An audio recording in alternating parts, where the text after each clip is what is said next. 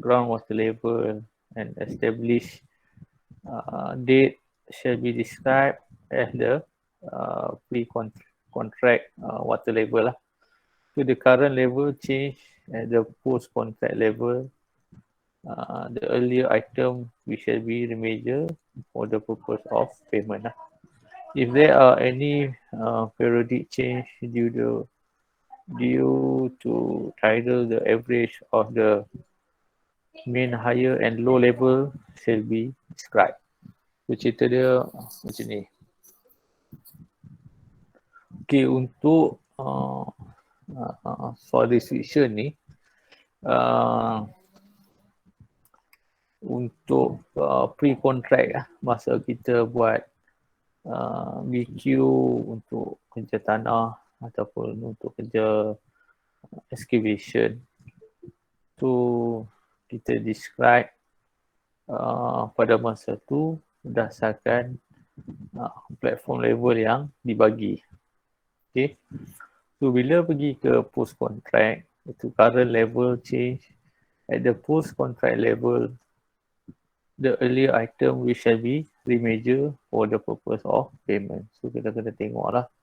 Kadang-kadang survey drawing ikut daripada pre-contract dengan post-contract dia tak sama. So kena remedial balik lah. Kena tengok sebab dia bertujuan untuk proses pembayaran, payment lah. Payment. Kadang-kadang dia perubahan ni disebabkan daripada keadaan high and low level lah. Okay, water level ni. So tu yang menyebabkan kita perlu remedial. Okay, untuk soal decision D1.1a tu groundwater level. The groundwater level was established at 2 meter below this existing ground level pada tarikh 12 bulan 8 2014. We shall design on the pre-contract water level. Okay, it has been observed that the water level are subject to periodic tidal effect. So water level ni dia bergantung kepada keadaan semasa. Okay, so semasa during the high tide period, so the water table is approximately 1 meter. Okay, below existing ground level. While during the low tide period, so the water table has been approximately 2.4 meter below existing ground level. So kena tengoklah keadaan dia macam mana. Okay, dia benar katakan ground water level tu dia bergantung kepada dua keadaan lah. Satu yang dikatakan high tide dan satu lagi yang dikatakan low tide. Okay, so kena tengok lah. So dia bergantung kepada keadaan pada masa semasa kerja-kerja yang akan dijalankan. Okay, yang ni D1.1b is a trial pit or borehole lah. Okay, 10 number borehole has been dug at a various position on the site about 12 meter deep, which have generally sustained the above ground condition. However, the borehole report is available for inspection at the consultant civil and the structure engineer office. Okay, tujuan kita buat trial pit or borehole ni sebab kita nak tengok dia punya satu, buat dia punya ground condition.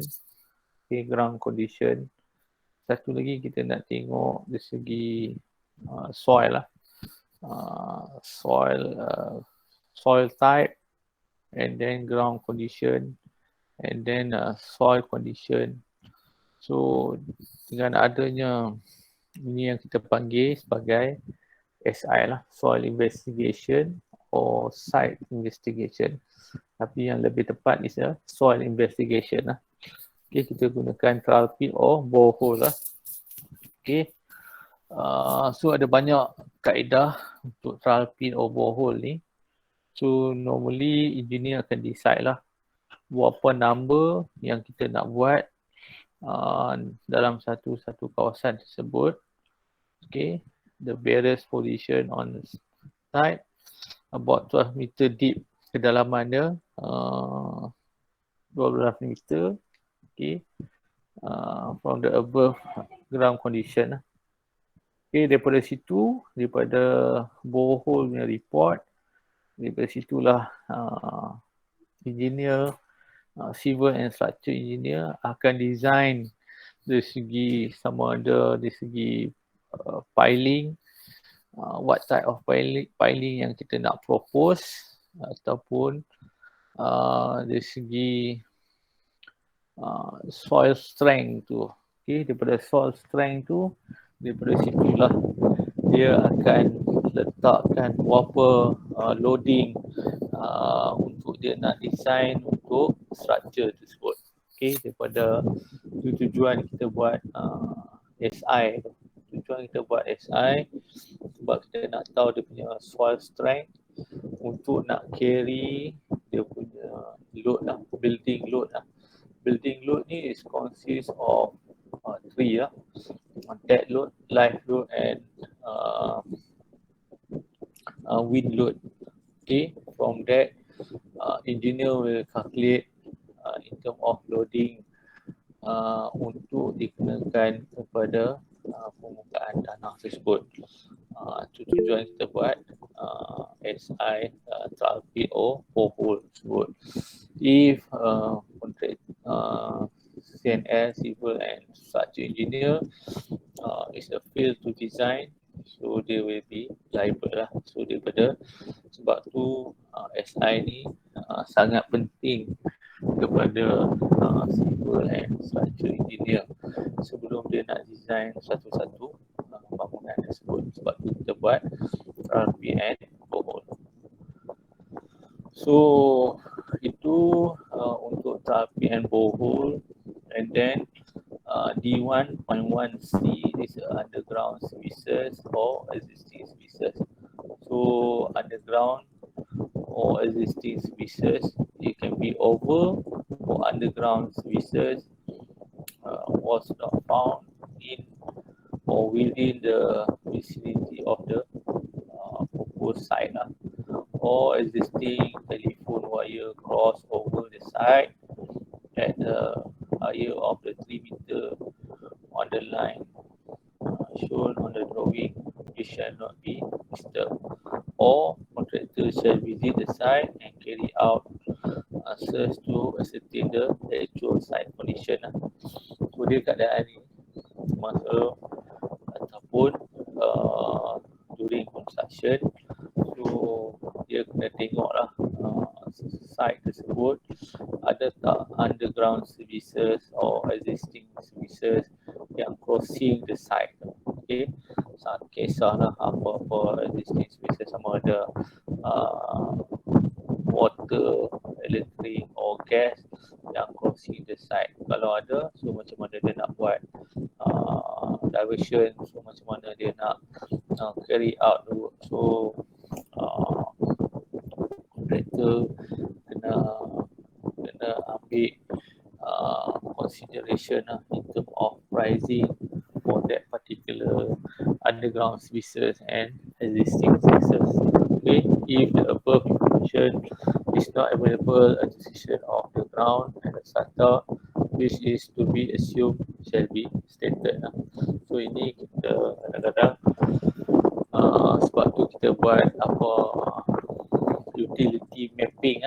Utility mapping ni tujuan dia kita nak tahu sama ada kawasan tanah ataupun tapak construction kita tu ada tak services. Okay, kalau ni kita boleh buat assumption, tapi normally engineer, civil and structure or mechanical and electrical will give input on that particular services, underground or existing services. Kalau ada, so macam mana nak divert, so in term of diversion on the services, kita tak temporary diversion.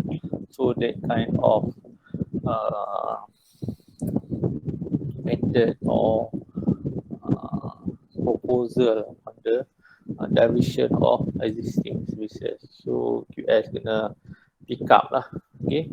Kalau ada existing telephone wire cross over the site, so macam mana kaedah untuk kita nak buat diversion. So that kind of info and data so need to be considered. Okay, site preparation. Site preparation D2 removing edges, cutting down edges and rubbing up the root, which shall be deemed to include the disposal, shall be given in meter, setting the nature and height of each edges of its location. So yang ni kita kena tengok lah. Okay, kat tapak tu ada apa? Okay, jenis-jenis pokok mana yang boleh potong, pokok mana yang tak boleh. Okay, so kena tengoklah itu maksudnya site preparation, cutting down and grubbing up the root, including filling in depression with clear earth lah. Okay, yang mana kita dah remove yang kita cut down, grubbing up the root tu, so lubang-lubang yang akar tu kita kena fill in dengan tanah balik lah. So itu kita kena tengok lah. So means edges approximately 500 mm height, Hazolah Sangkit Siantan apa ni 600 mm height, and then 1.2 meter height, measure in unit meter.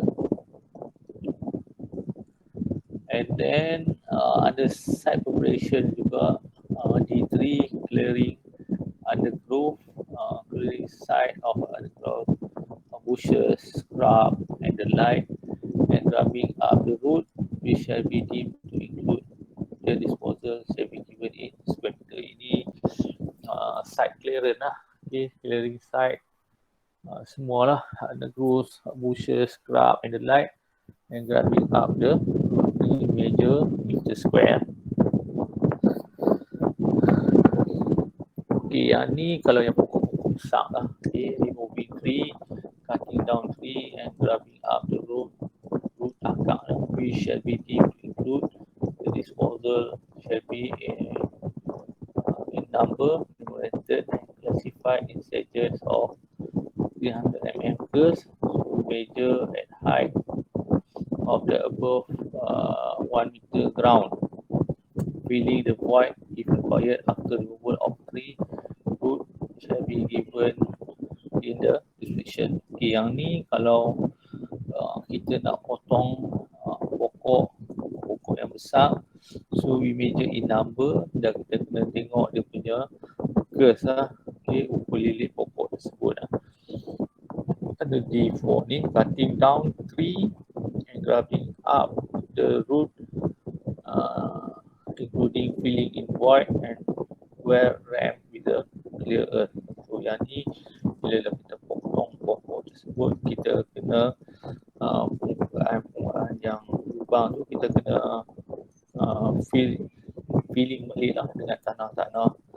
Okay, akar-akar yang kita cabut tu, so kita kena filling balik dengan tanah lah. Okay, so ni jenis-jenis pokok non exceeding ukur lilit dia yang kurang daripada 300, yang lebih daripada 300, exceeding 600 and not exceeding 900 mm curves, so exceeding 900 and not exceeding 1.2 meter curves. Ini ukur lilit lah. Normally kalau saiz-saiz macam ni dia macam pokok-pokok kayu balak lah. Okay, so we measure it apa. And then tree sum D5, removing existing tree sum and grubbing up the root, which shall be deemed to include the disposal shall be measured in number, classified is radius of 3 300 mm girth to measure at height of 1 meter above ground. So kita kira nak kira girth ni, kita kena ambil 1 meter tinggi daripada permukaan tanah, dan daripada situlah kita ambil dia punya full delete dah. Okay, or at the top if lower in height. Filling in white, kena filling balik permukaan tanah tersebut required after removal of tree wood shall be given in description lah. So ini yang kita nyatakan dalam D5 ni. Okay, remove existing tree stump, rubbing up the root, including filling in white and well rammed with clean earth to exceeding 600 and not exceeding 900 girth, and then exceeding 900 mm and not exceeding 1.2 meter girth. So we measure in number lah, berapa bilangan pokok tersebut, membeli pokok-pokok balak lah. Okay. Ini lifting turf which is required to be preserved shall be given in square meter, setting the method of preservation and disposal lah. So ini kalau kita nak maintain lah, okay, untuk lifting turf ni. Ni topsoil. Okay, topsoil ni kita nak excavate lah topsoil for preservation, average 100 mm, 150 mm deep lah. So measure in. Ini very common lah, topsoil. Excavating topsoil which is required to be preserved shall be given in square meter, setting the average depth. Handling and disposal of topsoil shall be given in accordance with the clause D17 until D22. Okay. So excavate topsoil for preservation, average 100 mm, 150 mm deep. So measure in meter square. Okay, yang tu. And then D8 ni is a alternative method of measurement, cutting down tree and removing tree, some irrespective of girth, and growing up the root which shall be deemed to include the disposal may be given as an item setting the area, clearing and of the undergrowth within such area, and climbing up the root shall be given in description. So yang ni di 8 ni kita nak clearkan semua lah. Kita measure dalam item, kita nyatakan dalam unit item, tapi kita describe all. So ini kalau nak mudah lah. Okay, kita nyatakan berapa keluasan tapak kita tu. So clear the whole of the site to the extent as shown in drawing and as per specified of all undergrowth, tree and tree stump, irrespective of girth, including grubbing up the root, all structure or other obstruction which interfere with the execution of work approximately 1.5 hectare. So yang ni maksudnya kalau kita nak mudah lah, okay, kalau kita tak nak measure satu-satu, kalau kita nak measure overall, kita describe macam ni lah. So unit dia item. So maknanya kontraktor akan price lah dari unit item. So dengan keluasan 1.5 meter, 1.5 hektar ni, so berapa dia punya cost dia untuk dia nak buat site clearance ni. Okay. So ini untuk D9 lah, volume to be measured.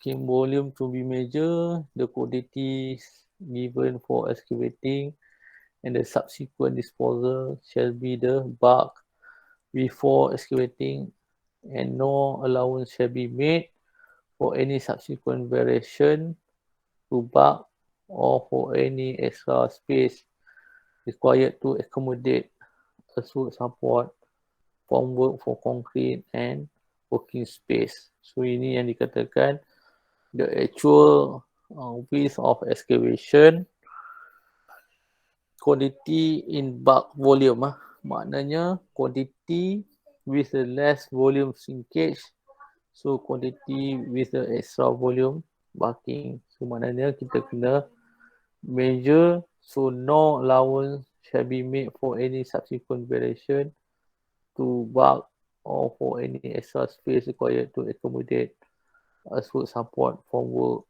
for concrete and working space. Maknanya kita kena measure the exact quantity according to drawing. So no allowance for working space, for formwork, for concrete and working space. Okay, ini yang dikatakan D10 ni lah, depth classification, depth of excavation, shall unless otherwise required by this document be classified as follow. Tujuannya sebab kita nak tengok dari segi harga lah. Makin dalam, maximum depth not exceeding 0.2 meter, dia punya cost dia murah sikit. Lagi dalam, lagi mahal. Lagi dalam, lagi mahal. So kita kena tengok lah. Okay. Sebab tu dia buat in stages. Sebab bila nak buat excavation tu, kalau lagi dalam dia kena guna dia punya backhoe yang anchor dia lagi panjang lah. Okay. So dia punya cost dia tak sama dari segi, ikut dari segi kedalaman dia. Okay. Sebab tu dia ada maximum depth not exceeding 0.2 to 5 meter. So not exceeding 1, not exceeding 2, not exceeding 4, and then thereafter in 2 meter stages. Okay. So untuk trench maximum depth not exceeding 2. So untuk pit maximum depth not exceeding 2 meter. So untuk trench maximum depth not exceeding 2 meter. So trench maximum depth not exceeding 4. So kena tengoklah keadaan berdasarkan kepada drawing yang diberi. Okay. So yang ni starting level lah. Starting level ni is a very subjective. So kena tengok drawing lah. Kadang-kadang engineer ni dia macam-macam. Kadang dia start from, dia panggil ground level lah. Kadang dia panggil reduce level lah. Kadang dia panggil formation level lah. Or other shaft level from which excavation shall commence and the appropriate level shall be associated and described. Okay. So platform level, reduce level, yang dikatakan reduce level, yang dikatakan platform level, yang dikatakan formation level. So original ground level, so yang macam bukit tu. So that kind of starting level ni you kena refer dengan drawing yang you dapat lah. Okay.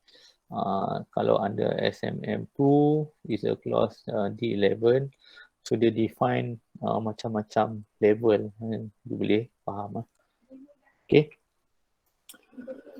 So step during the substructure construction, okay, ini yang dikatakan step 1, greenfield site.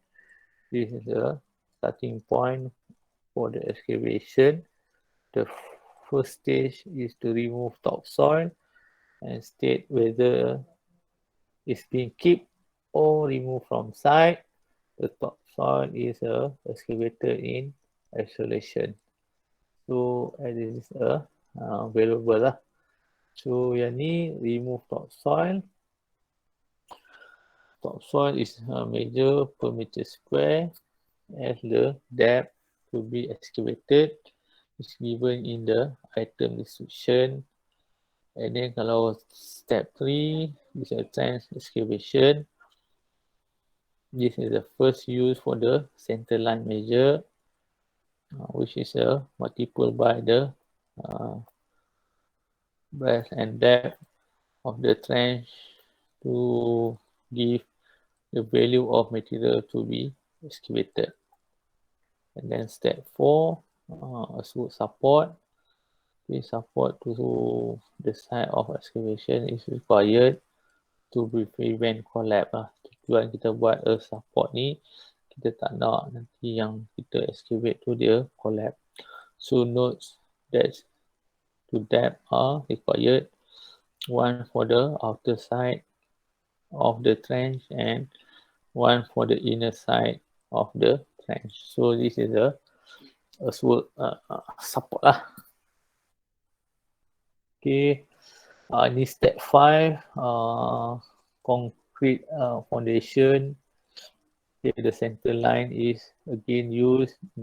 This item, the quantity of concrete required is measured by volume and the center line time the breadth and depth is calculated. And then brickwork falling, okay, dinding bata is a substructure. Building is a measure to the DPC level. The center line is used but will need adjusted if the wall thickness change between inner and outer leaf, i.e. half brick and 1 brick thick. Okay, and then after brickwork construction, we need to backfill to trench. So backfill is measured in 2 stages. The first is the quantity at either side of the brick falling.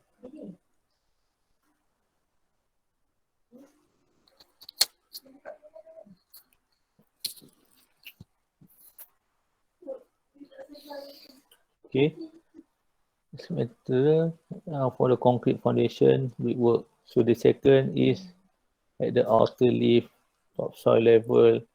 A new center line can be calculated for the backfill at this area. So this is the process lah. Okay, ini gambar lah excavation around pile shall be so described. Ini kedudukan ya, excavate around pile lah. Jadi kita piling, lepas tu kita buat excavation. Kita nak buat pile cap lah. Okay. So excavate in rock shall be so described. Rock is defined as any material made within the excavation which is out such a size or position that it can be removed only by means of wedges, levers, a special plant, power operated hammer, drill, a special attachment to the mechanical plant such as a rock, bucket, ripper, hammer, explosive of chemical alternative rock may be given as an extra over is of the various type of excavation. So ini is a very subjective lah. Okay, excavate in rock ni is a very subjective. Not all site yang ada excavate in rock is a depend lah. Okay, kadang-kadang kita just allow, tapi ini kadang-kadang kita kena tengok lah masa during construction. Kadang-kadang kita buat assumption ada excavate in rock, tapi bila come to the construction tak ada pun excavate in rock. So on that particular item excavate in rock ni we have to omit lah. Okay, jangan pergi bayar pula. Okay, benda tak ada kat site, so kita boleh omit for excavate in rock ni. Okay, bukan kata boleh boleh bayar, dekat site tak ada, kita tak boleh bayar lah. Okay, so ini kita kena engineer will justify lah in term of excavation in rock ni. Okay, kalau tak ada, tak ada lah. Okay, if the excavation for shallow footing exist, it's not required for excavate for rock excavation unless otherwise mentioned in the drawing which the site consists of rock. So ni kena tengok lah not all the excavation work need to provide excavation in rock. So ni kena tengok lah. Normally engineer will decide sama ada kawasan ni ada rock ataupun tak. Kalau ada kita kena allow lah. Okay. Kita kena letak as a extra over. Okay, type of excavation. Excavation in rock. So kita kena nyatakan lah shallow foundation usually is defined as the foundation that are placed for the founding depth which is less than this of breadth of foundation. The definition has a limitation when the width become larger. Sensible definition can be used. Okay, ini kena tengok lah keadaan dia lah. So excavating to reduce level, maximum depth not exceeding 1 meter. Excavating for breaking out rock, meet within the excavation. So ini kita just allow lah. Okay. So ini dia punya contoh calculation lah, excavating in rock but extra over in rock. So this is different lah, not to be priced as a full value. Okay, same position but measure twice. So kena tengok keadaan lah. Okay, excavating in rock but extra over in rock. So ni dia punya calculation dia lah. Okay, kita tengok keadaan dia. These two different lah, concept of extra over and concept of excavating in rock. Okay, excavation in rock usually measure the right quantity of rock, but the item will be provisional item. But if extra over excavation apply, the quantity usually taken as a 10% of the ordinary soil excavation alternative. So dia ada dua keadaan lah. Okay, kalau kita letakkan item as a excavation in rock, so dia punya quantity is a provisional quantity. Okay, so dia ada dua keadaan. Itu excavation in rock. Satu lagi kalau kita buat extra over excavation. Okay, for rock, so we just allow 10% of ordinary soil excavation. So dia ada two alternative lah. So which one yang kita nak guna. Okay. So ni excavate trench. Okay. So kita